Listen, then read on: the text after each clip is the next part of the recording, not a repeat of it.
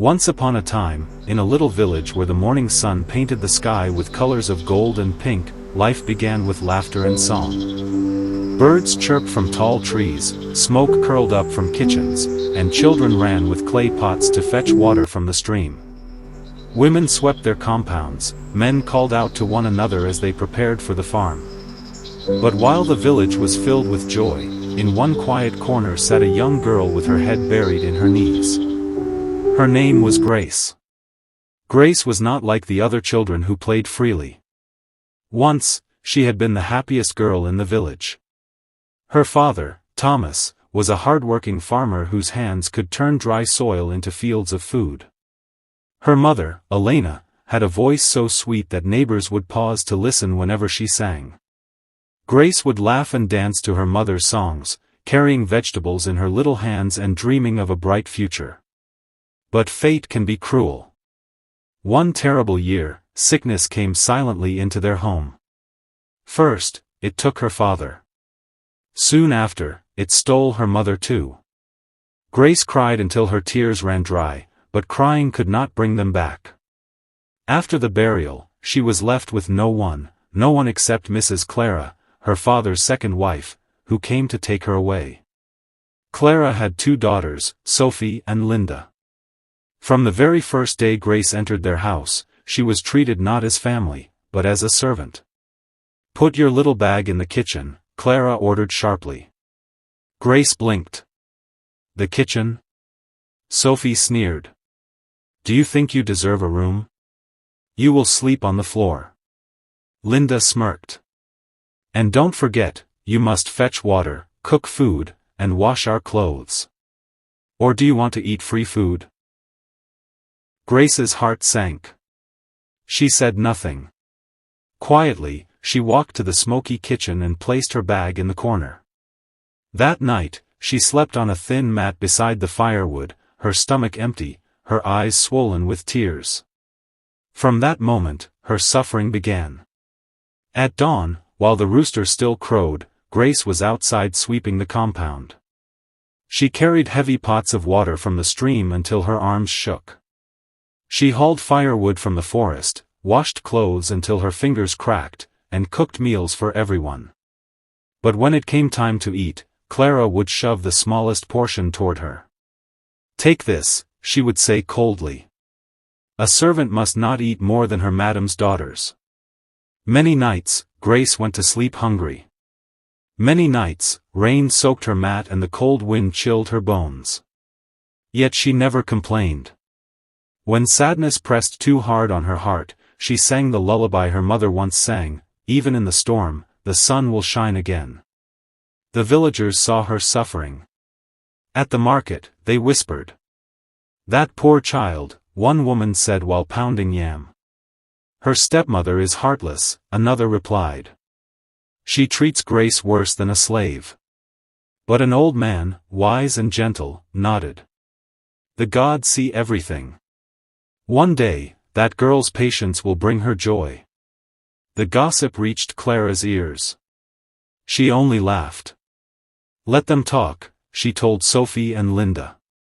"As long as Grace eats my food and sleeps under my roof, she will work as I command." Sophie tossed her hair proudly. "They gossip because they are jealous. I am the most beautiful girl in the village." Linda giggled. "Wait until Prince Daniel sees me. He will surely choose me as his wife." And then one bright morning, a royal trumpet sounded through the village square. A messenger in shining clothes rode a horse proudly. Villagers rushed to gather as he announced, "Hear the words of King Adrian. Prince Daniel will host a grand ball at the palace.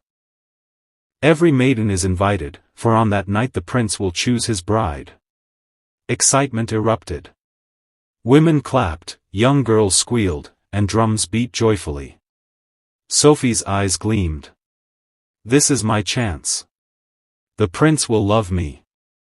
Linda clasped her hands. "Sister, you must let me wear your necklace. With it, I will look like a princess." Clara's smile stretched wide.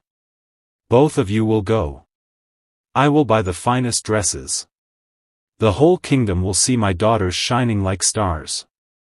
Grace, who was quietly washing dishes, whispered timidly, "May I go too?" The laughter that followed was sharp and cruel. "You? Go to the palace?" Sophie mocked. "In your rags?" Linda laughed until tears filled her eyes. Imagine Grace standing before the prince. He would run away. Clara crossed her arms. "No, Grace. You will stay at home. Someone must cook for us when we return." That night, after the house grew silent, Grace sat beneath the old mango tree. She hugged her knees and let tears fall freely. "Why do I suffer so much?" she whispered to the stars. "Have I done something wrong? Mama, Papa, I miss you. If only you were here." Suddenly, a soft glow appeared in the darkness. An old woman stepped forward, her hair silver like the moon, her robe shimmering as though woven from starlight. "Child," the woman said gently, "why are you crying?" "They will not let me go to the ball," Grace whispered. "They say I am not worthy." The woman's eyes softened. "Do not fear. Your heart is pure, and tonight, you will shine brighter than all." She tapped her staff on the ground. At once, Grace's ragged dress transformed into a gown more beautiful than anything she had ever seen. It shimmered like morning dew. On her feet appeared glass slippers that sparkled under the moonlight. Then, with a soft rumble, a golden carriage pulled by 2 white horses appeared. Grace gasped. "Is this truly for me?" "Yes, child," the woman smiled. "But remember, before midnight, you must return, or everything will vanish." Grace nodded quickly. "I will remember." "Then go," the woman said. "Your destiny begins tonight." Grace's heart raced as she climbed into the carriage. For the first time in years, hope bloomed in her chest. The palace glittered that night like a jewel under the stars. Torches blazed, music filled the air, and maidens in colorful gowns filled the courtyard, each hoping to catch the prince's eye. Sophie and Linda strutted proudly, convinced the night belonged to them. "Do you see how everyone stares?" Sophie whispered. "They already know I will be chosen." Linda giggled. "Once the prince sees me dance, he will forget every other girl." But when Grace entered the hall, the room fell silent. Her gown glowed softly, her slippers shone like stars, and her eyes carried a quiet beauty that no jewels could match. She walked not like someone showing off, but as though she was born for this moment.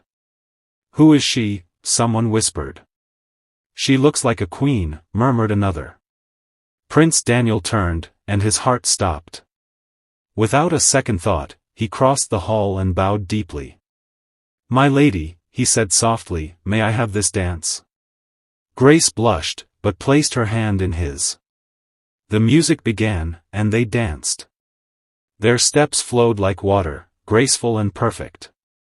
Daniel looked into her eyes and saw a soul filled with light, and Grace, for the first time, felt seen, not as a servant, but as someone worthy. Sophie and Linda burned with jealousy. They tried to interrupt, but their arrogance betrayed them. Sophie stumbled into a table of food, crashing face first into a bowl of stew. Linda slipped trying to help her, and both fell in a messy heap as the crowd laughed. Even Prince Daniel chuckled softly. It seems pride has no place on this dance floor. But then, the grand clock began to chime, once, twice. Grace froze. Midnight. Her heart raced. She pulled away. "I must go," she cried. "Wait." Daniel called after her. But Grace was already running, her gown flashing like lightning as she fled down the staircase.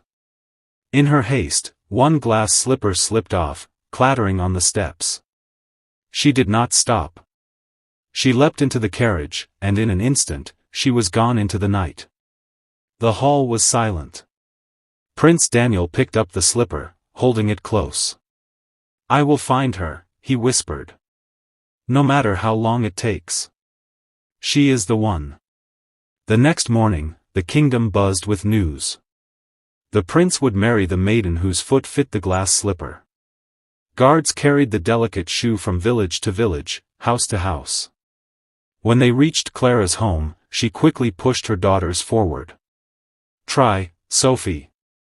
It must fit you." Sophie shoved her foot in, wincing as her toes bulged out. "See, it fits," she lied. But the guard shook his head. Linda tried next, pushing so hard her face turned red. "It must fit." But the slipper would not. Grace was sweeping quietly in the corner, her heart trembling. One guard noticed her. "And who is this girl?" "She is nobody." Clara snapped. "Do not waste your time." But the guard insisted. "Every maiden must try." Grace sat down slowly. With trembling hands, she slipped her foot into the glass slipper, and it fit perfectly, as though it was made for her. Gasps filled the room. Sophie and Linda covered their mouths in shock. Clara staggered back, speechless. At that very moment, Prince Daniel entered, his heart pounding with hope. When he saw Grace, he dropped to one knee. "You are the one," he said softly. "From the moment I saw you, I knew my heart belonged to you." Tears filled Grace's eyes. "But I am only a servant." Daniel shook his head. "No. You are my queen." The guards cheered. The villagers outside shouted with joy. Even the birds in the trees seemed to sing. The wedding was the grandest the kingdom had ever seen. Drums beat, dancers spun, elders blessed the couple with prayers. Grace wore a crown of gold, but her smile shone brighter than any jewel. Sophie and Linda stood silently at the back, their faces pale with shame. Clara lowered her head, unable to look at Grace. But Grace, with the kindness that had always lived in her heart, forgave them. She refused to let bitterness spoil her happiness. As queen, Grace never forgot her pain. She built homes for orphans, fed the poor, and opened schools for young girls. She walked among her people with love, listening to their stories and sharing their laughter. And every night, in the palace garden, the song of her mother echoed, "Even in the storm, the sun will shine again." Sparkle's moral lesson: Grace's story teaches us that kindness is stronger than cruelty, patience is stronger than pride, and humility will always bring honor while arrogance brings shame. Life may feel unfair, but with courage, love, and hope, even the most broken heart can rise to become a queen. And now I ask you, if you were Grace, would you forgive those who hurt you, or would you let them suffer for their wickedness? Tears in her eyes, yet love